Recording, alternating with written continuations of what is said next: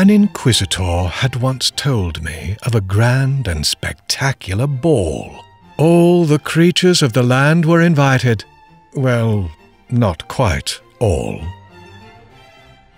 The foxes were not invited, for obvious reasons, you understand. They had the ability to see the differences between all the creatures in the land. Now the other creatures were too sophisticated to see the difference of flock and fox. To their eyes, even the smallest of mouse might as well have been an ox. The inquisitor's story started in a ballroom with the finest decor, but then along came a fox, he said, who locked and boarded the door.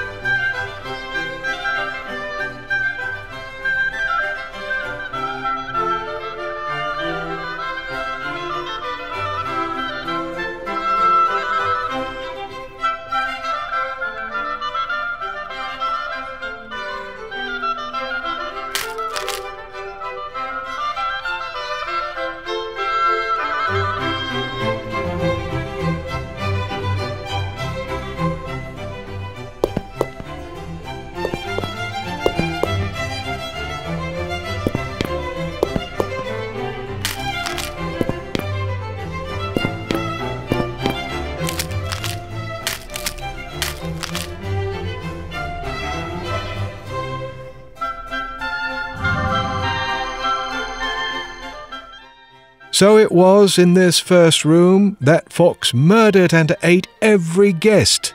On to the second room he moved, in hopes he could eat the rest.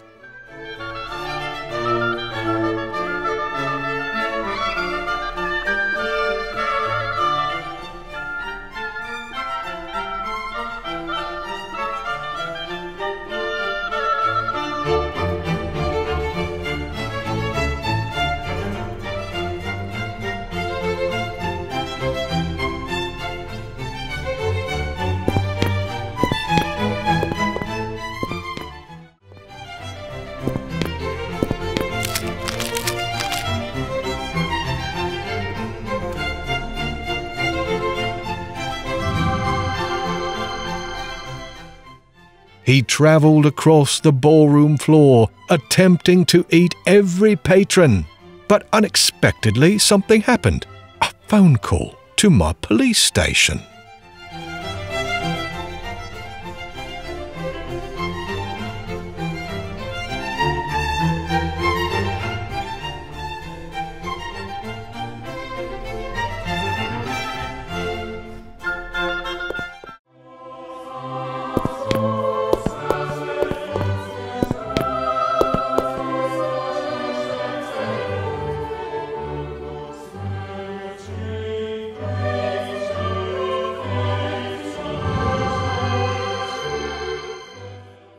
"So you were alerted to the massacre?" I asked, my fur standing up.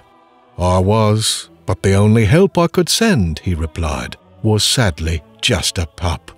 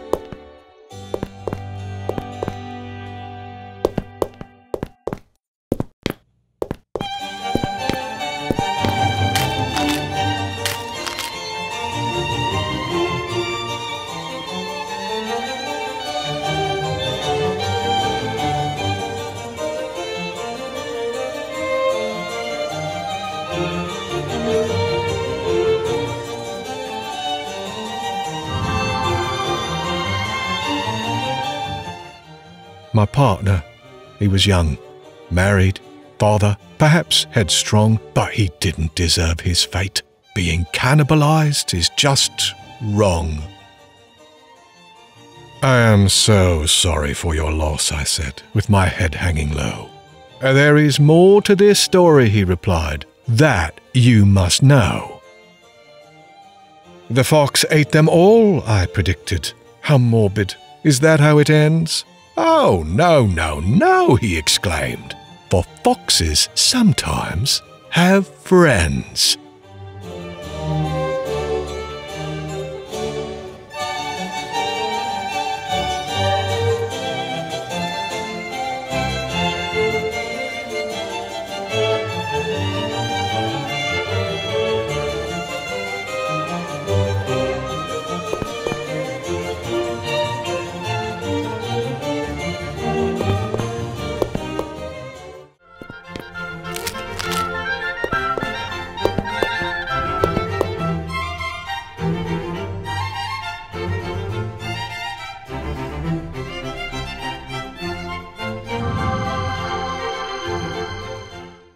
Astounding! The fox had a mate, I shouted with so much surprise.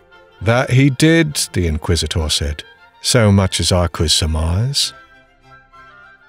Equal in cunning and malice, the two savagely danced through the ball, maiming and killing all the dancers, skinny, stout, imposing and small.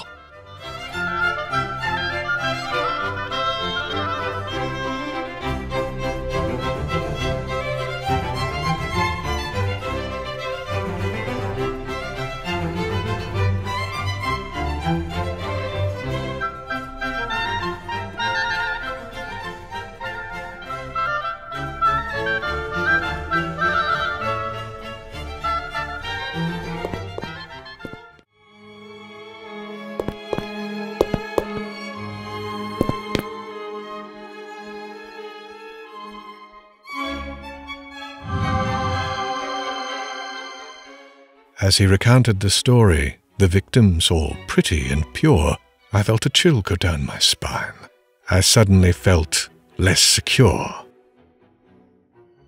I then asked the inquisitor, "So then, what is your purpose here?" He took off his hat and plainly said, "Investigation of a crime most severe." "The crime of the two foxes," I laughed. "Are you accusing me of this?" "No, I know you are not them," he coldly said. "Something more is amiss." "You see, my dear inquisitor, I am far too old and far too weak to dance and commit these murders and crimes of which you speak." "Ah, but I am a clever one," he replied. "I know of a way that you could feast, a way that you could fill your belly without ever dancing with a beast." "Then show me, my inquisitor, how you think I could have ate over 3 dozen ladies and gents in my sick and sorry state."